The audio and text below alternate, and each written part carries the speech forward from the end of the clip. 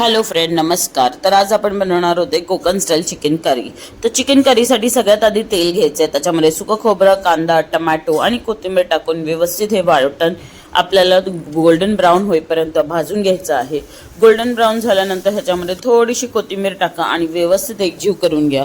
एकजीव झाल्यानंतर वाटण 1-2 मिनटं थंड करून घ्यायचं आहे. थंड करून झाल्यानंतर आपल्या मिक्सरमध्ये हे वाटण जे आहे ते व्यवस्थित आपल्याला काढून आणि मिक्सी एकदम बारीक असं वाटून घ्यायचं आहे.